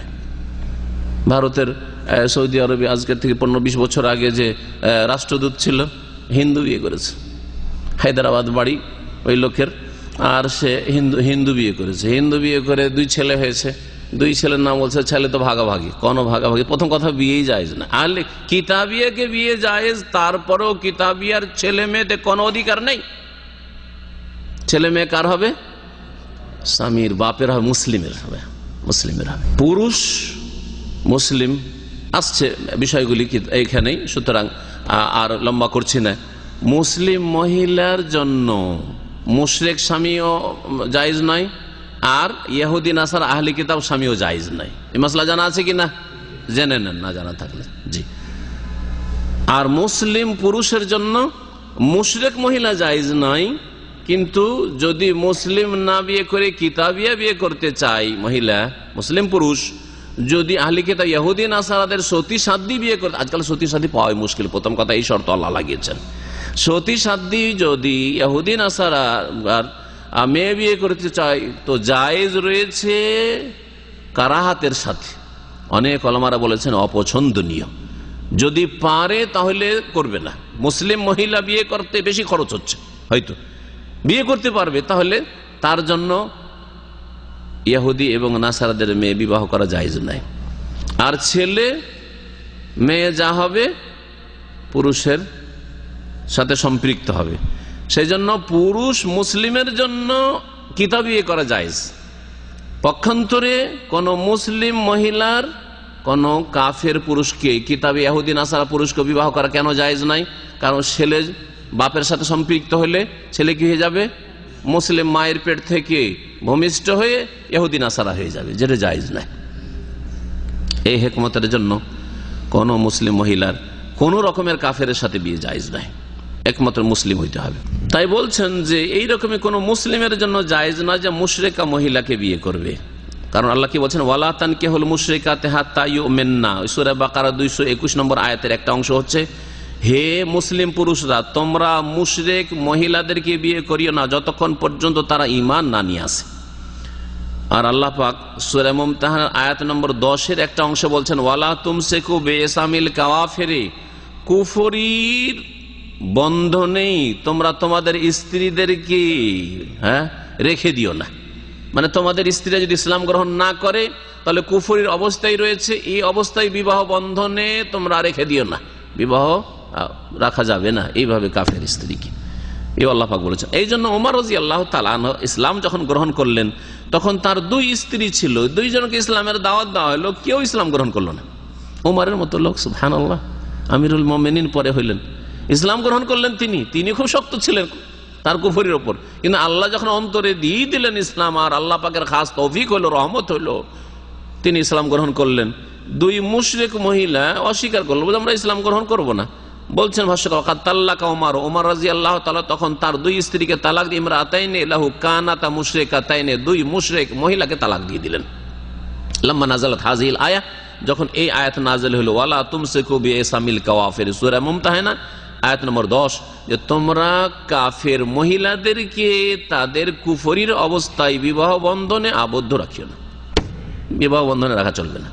ইমাম ইবনে কুদামা রাহমাতুল্লাহ আলাইহি তার প্রসিদ্ধ ফিকহের কিতাব আল মুগনিতে বলেছেন, আন্নাহু লা খিলাফি তাহরিমি নিসাইল কুফার গায়রি আহলিল কিতাব আল মুসলিম, কোন মুসলিম পুরুষের জন্য কিতাবিয়া ছাড়া অন্য কোন কাফের মহিলাদেরকে বিবাহ করা অথবা বিবাহ বন্ধনে রাখা যে হারাম, এতে কোনো দ্বিমত নেই, সকল উম্মতের ঐক্যমত রয়েছে। আম্মান নিসাল মুহসানাত মিন আহলিল কিতাব, যদি আহলি কিতাবদের, আহলি কিতাব বলতে কারাকে বোঝানো হয়েছে? যাদের দাবি যে আমরা অমুক নবীর উম্মত আর অমুক নবীর কাছে কোনো কিতাব এসেছিল, যেমন ইহুদিদের দাবি যে আমরা মুসা আলাইহিস সালামের উম্মত, খ্রিস্টানদের দাবি যে আমরা ঈসা আলাইহিস সালামের উম্মত। এরা বিকৃত ধর্ম পালন করে, এরা আসলে মুসার উম্মত না আর ঈসার উম্মত না। যেমন আজকালকার মুসলিম সমাজের মাজার পূজারীরা, এরা দাবিদার যে মোহাম্মদ রাসূলুল্লাহ সাল্লাল্লাহু আলাইহি ওয়াসাল্লামের উম্মত, বরং আশেকে রসুল, তাই না? কিন্তু আসলে কি মোহাম্মদ রাসূলুল্লাহ সাল্লাল্লাহু আলাইহি ওয়াসাল্লামের ধর্মে শিরিক আছে না তাওহীদ নিয়ে এসেছেন তিনি, আল্লাহর একত্ব নিয়ে এসেছেন? আল্লাহ ছাড়া অন্যকে সিজদা করা আছে? আল্লাহ ছাড়া অন্য রোগ ভালো করতে পারে? আল্লাহ ছাড়া অন্যের কাছে পাওয়া যেতে পারে? আল্লাহ ছাড়া অন্যকে ডাকা যেতে পারে? সুতরাং যেমন এরা বিকৃত ধর্ম পালন করে, ইহুদি নাসারাদের আদর্শের অনুসরণ করে, লা তাত্তাবিউনা সুনানা মান কানা ক্বাবলাকুম, নবী সাল্লাল্লাহু আলাইহি ওয়াসাল্লাম ভবিষ্যদ্বাণী, যেমন একটা যুগ আসবে যে হে মুসলিমরা, তোমরা তোমাদের পূর্বের বিজাতি যারা কাফের তাদের তোমরা অনুসরণ করবে। এরা তাদের অনুসরণ করছে। ওরা ইহুদি নাসারা বিকৃত ধর্ম পালন করে, দোহাই পড়ে শুধু মুসা ঈসার, আলাইহিস সালাম। আর এইরকমই কবর মাজার পন্থীরা মোহাম্মদ রাসূলুল্লাহ সাল্লাল্লাহু আলাইহি ওয়াসাল্লামের আশিক হওয়ার দোহাই পড়ে আর মহব্বতের আর প্রেমের দোহাই পড়ে, কিন্তু মোহাম্মদ রাসূলুল্লাহ সাল্লাল্লাহু আলাইহি ওয়াসাল্লামের নিয়ে আসা দিন পালন করে, তার বিকৃত ধর্ম পালন করে। যদি আহলি কিতাবদের সতী সাধ্যী রমণী হয়, আর নেশা আল মোহসানাত, মোহসানাত মানে সতী সাধ্যী, তাহলে সতী হইতে হবে। আজকাল সতীত্ব ইহুদি নাসারাদের মধ্যে পাওয়া আকাশের তারকা পাওয়ার মতো, তাই না? পশ্চিমা দেশের ন্যাশনালিটি পাওয়ার মতো না, ন্যাশনালিটি খুব সহজ, ন্যাশনালিটি সহজ। ভালো একটা ডিগ্রি থাকলে আপনাকে ডেকে মোস্ট ওয়েলকাম, ডিগ্রি লাগে বাস। লেবারদেরকে দেবে না, যারা বেশি ইনকাম করে তাদেরকে সুখী করতে পারবে না, তারাকে দেবে না, গরিবদেরকে দেবে না, কিন্তু যারা অনেক পয়সা তাদেরকে দেশে জমা রাখতে পারবে, তাদের দেশে ইনভেস্ট করতে পারে, তাদের জন্য নাগরিকত্ব খোলা আছে, খুব সহজ, ঠিক না? সুতরাং ওই নাগরিকত্ব পেলে অনেক লোক মনে করে যে আকাশের তারা পেয়েছি, না, কিছুই না আসলে, বরং ইমান হারাবার জন্য অধিকাংশ লোকেরা ওইসব দেশে যায়। আকাশের তারকা পাওয়া আর কাছাকাছি ওই রকমই হচ্ছে ইহুদি নাসারাদের ঘরে সতী সাধ্যী পাওয়া। জি, অবাধ মেলামেশা নেই, পর্দা আছে, হেজাব আছে, আর বাড়িতে কোনো অপর পুরুষ যুবকরা ঢুকে না যুবতীদের কাছে, একসাথে লেখাপড়া করেন না, এরকম তাদের পাওয়াই মুশকিল। যখন মুশকিল তাহলে এই শর্তই নেই, তাহলে মুসলিমের জন্য এইরকম ইহুদি খ্রিস্টান মেয়ে বিয়ে করা যায় যা যে সতী সাধ্যী মোহসানা। ফায়াজুজু লিল মুসলিম আন ইয়ানকিহুন্না লাম ইখতালিফুল উলামা ফি যালিকা, মুসলিম পুরুষের জন্য ইহুদি খ্রিস্টান মেয়েদেরকে বিবাহ করা জায়েজ, এই ক্ষেত্রে উলামাদের কোনো ইখতিলাফ নেই। হানাফি, শাফিঈ, মালিকি, হাম্বলি, আহলে হাদিস সকলে বলছেন জায়েজ রয়েছে, কিন্তু সতী হইতে হবে। ওয়াল আউলা লিল মুসলিম, ভাষ্যকার বলছেন তবে মুসলিমের জন্য উত্তম হচ্ছে আদামু তাজাওয়ুজিহি মিনাল কিতাবিয়্যা, মুসলিম পুরুষের জন্য উত্তম হচ্ছে ইহুদি নাসারাদের মেয়েদেরকে বিবাহ না করা। মা ওজুদিল হুররাতিল মুসলিমা, যদি মুসলিম মেয়ে পায়, মুসলিম মেয়ে পাচ্ছে, এমনও তো সময় হতে পারে যে মুসলিম মেয়ে পাওয়া যাচ্ছে না, কিন্তু আলহামদুলিল্লাহ এখন মেয়েদেরই সংখ্যা বেশি, তাই না? কিন্তু যদি কখনো এরকম হয়, অথবা মুসলিম মেয়ে পাওয়া যাচ্ছে কিন্তু তার কাছে মুসলিম মেয়ে বিবাহ করার জন্য বেশি খরচ, আরব দেশে যেমন লাখ লাখ টাকা লাগে বিয়ে করতে, ওই রকম যদি বাংলাদেশে শুরু হয়ে যায়, আর গরিব মানুষ বেচারা বিয়েই করতে পারছে না, একটা মুসলিম মেয়ে বিয়ে করলে 10 লাখ টাকা মোহর দিতে হবে, এরকম যদি শুরু হয়ে যায় আরব দেশের মতো, তাহলে মুশকিল হয়ে যাবে কিনা? তখন সতী সাধ্যী আহলে কিতাব ইহুদি নাসারার মেয়ে বিয়ে করা চলবে।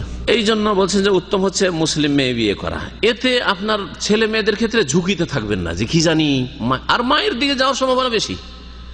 যাদের ছেলে মেয়ে আছে, দুজনের স্বামী স্ত্রীতে একটু তর্ক করিয়েন কোন একটা বিষয়, এমনি এমনি শুধু, হয়তো ভিতরে ঝগড়া নেই, আসল ঝগড়া নেই, এমনি করিয়েন, দুইজন দুই মত, দেখেন যে ছেলে মেয়ে কার সাপোর্টে যায়। ছোট ছোট বাচ্চা কোন দিকে যায়? আপনি বলেন যে আমি বিয়ে করবো আর একটা, আর আপনার স্ত্রী বলছে না বিয়ে করতে দেব না, তো ওই ছেলেকে এখন বলেন যে বাবু আর একটা তোমার আম্মু নিয়ে আসবো, বলেন দেখি, আর ওর আম্মু বলছে না তুই না বল, দেখেন কোনটা, আর আপনি বলছেন হ্যাঁ বল, পরীক্ষা করিনি শুধু, তাহলে বুঝতে পারবেন। এগুলো পরীক্ষা কেউ করেছেন? পরীক্ষা এইটা না, আর কিছু দিয়ে পরীক্ষা করেন যে ছেলে মেয়ে মায়ের দিকে ঝুঁকে না বাপের দিকে ঝুঁকে, এইটা তো পরীক্ষা আছে, ঠিক কিনা? এই পরীক্ষা করা আছে, ঠিক কিনা? তাহলে বোঝা যাচ্ছে যে ধর্মের ক্ষেত্রেও মায়ের দিকে ঝুঁকে যাবে, ধর্মের ক্ষেত্রেও মায়ের দিকে ঝুঁকে যাবে।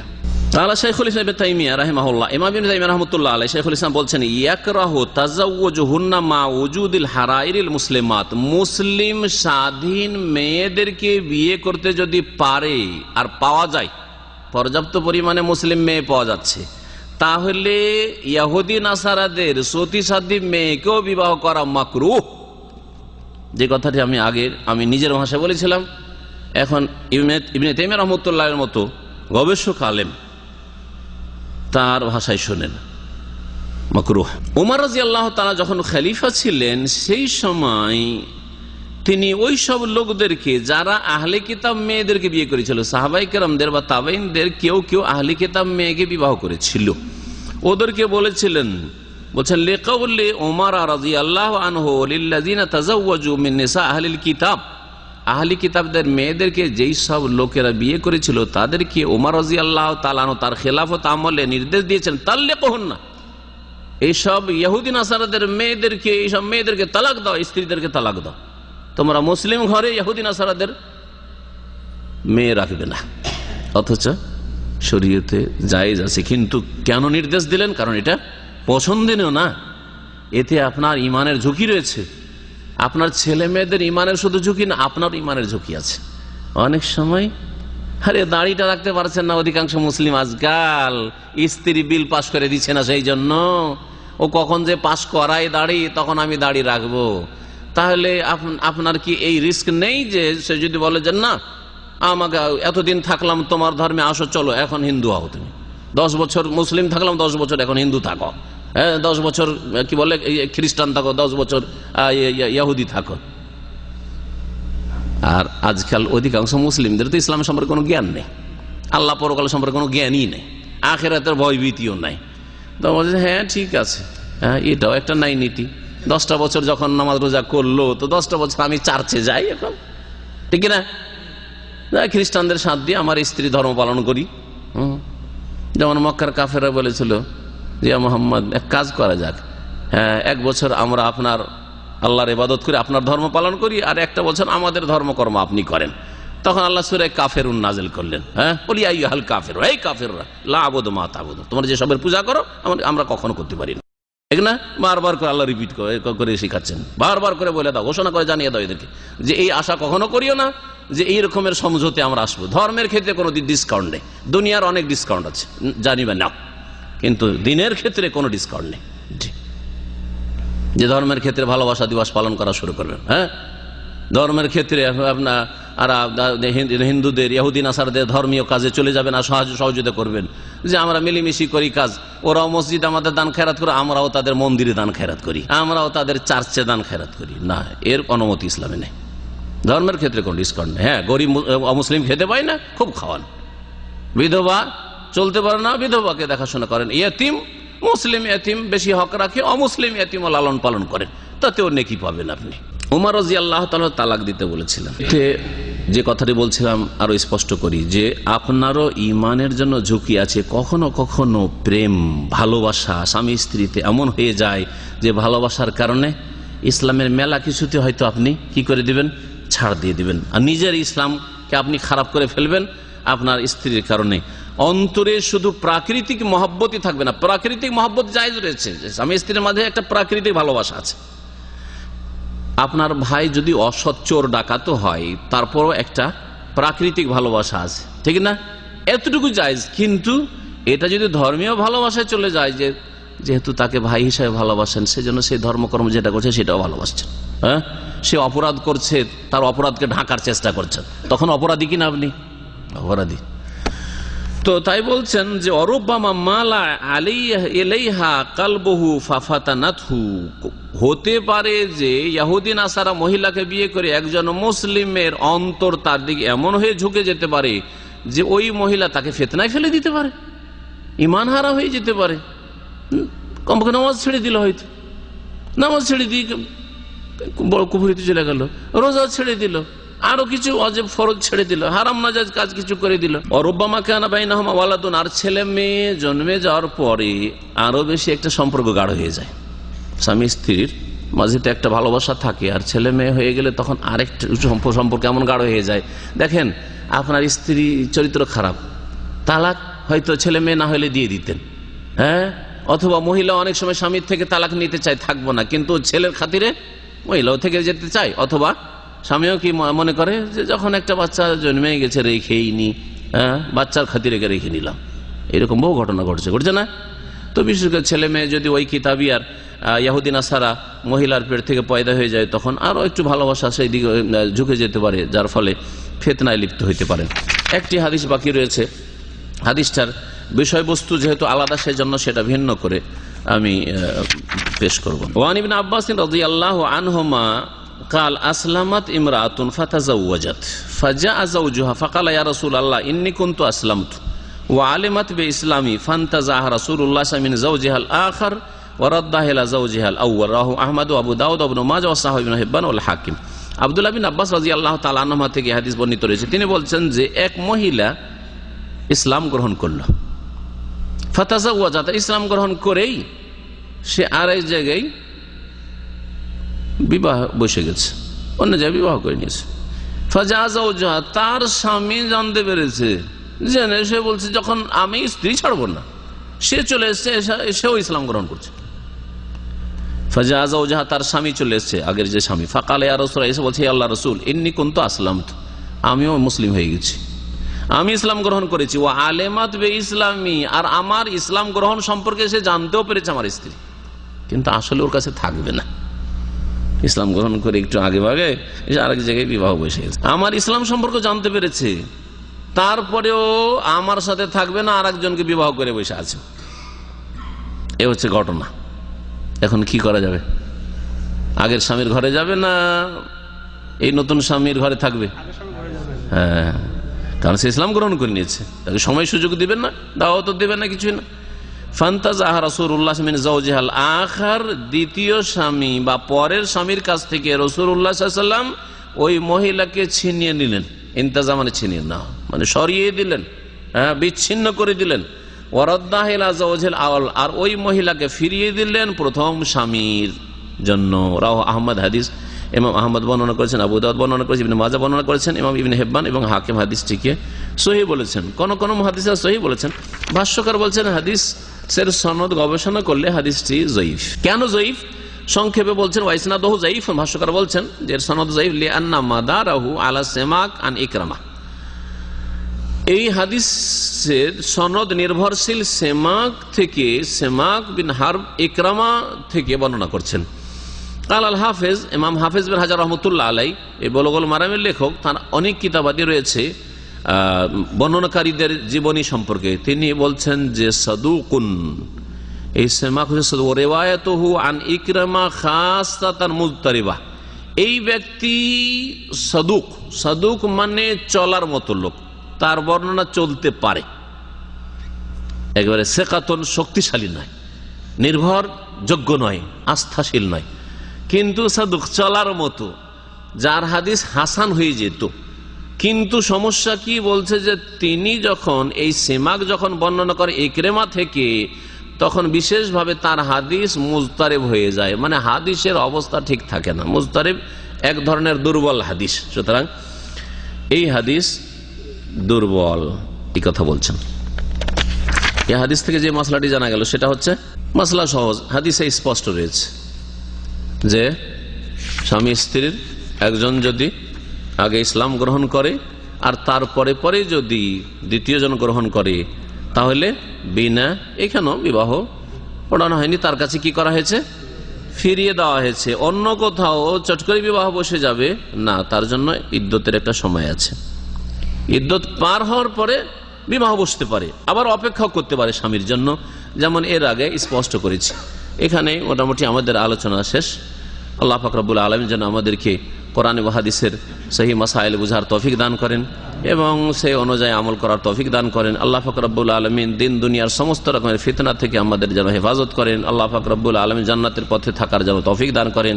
আল্লাহ পাক রব্বুল আলামিনের কাছে দোয়া করি আল্লাহ পাক রব্বুল আলামিন আমাদেরকে সহি আকীদা গ্রহণের তৌফিক দান করেন, সহি শুদ্ধ ইবাদতের তৌফিক দান করেন, হালাল বৈধ নেক জীবন যাপনের তৌফিক দান করেন। সাল্লাল্লাহু আলা নবিয়িনা মুহাম্মদ ওয়া আলা আলিহি ওয়া সাহবিহি আজমাইন। এক ভাই বলছেন যে আমার বক্তব্যে এক জায়গায় বলেছে মুরসাল হাদিস যঈফ, আর এক জায়গায় মুরসাল হাদিস দলিল হিসাবে পেশ করেছি। এর জবাব হচ্ছে যে মুরসাল হাদিসের যদি সমর্থক হাদিস না থাকে তো এই হাদিস হচ্ছে যঈফের উচ্চ স্তর, মানে সর্বনিম্ন যঈফ মুরসাল হাদিস। কিন্তু মুরসাল হাদিসের যখন সমর্থক অন্য সূত্র থেকে আসে তখন হাদিসটা হাসানে পৌঁছে যায়। যেখানে আমি দলিলে পেশ করেছি সেখানে সমর্থক মোতাবাত বা শাওয়াহিদ রয়েছে যারা হাদিসের ভাষাগুলি বুঝে, সুতরাং হাদিসটি হচ্ছে হাসান। যেমন বুকের উপরে হাদিস, হাত বাঁধার হাদিস, আসলে ওইখানে এদের এই মাসলা নিয়ে মাথায় ব্যথা। বুকের হাত বাঁধার হাদিস মুরসাল কোন রিওয়ায়াত থাকলেও তার সমর্থক হাদিসের কারণে হাদিস হচ্ছে হাসান, আমলযোগ্য, বরং সহিহ হয়ে যেতে পারে যদি আরো অন্য সূত্র দ্বারা হাসান থাকে। একটি হাদিস হাসান আর আরেকটি হাদিস হাসান লে গায়রি, কয়েক সূত্র থেকে আসলে সেটা সহিহ লে গায়রি পর্যন্ত পৌঁছতে পারে। সহিহ লে গায়রিহি পর্যন্ত পৌঁছতে পারে। এই জন্য আল্লামা আলবানী, আমার কথা আল্লামা আলবানী রহমতুল্লাহ আলী বুকের উপর যে হাত বাঁধার হাদিস, এই হাদিসকে তিনি সহি বলেছেন। আর এই মর্মে বিস্তারিত আলোচনা আছে যে নামাজে বা সালাতে হাত কোথায় বাঁধবেন, ওতে বিস্তারিত আলোচনা শুনতে পারবেন। জি, সুবহানাকাল্লাহুম্মা ওয়া বিহামদিকা আশহাদু আল্লা ইলাহা ইল্লা আনতা আস্তাগফিরুকা ওয়া আতুবু ইলাইক।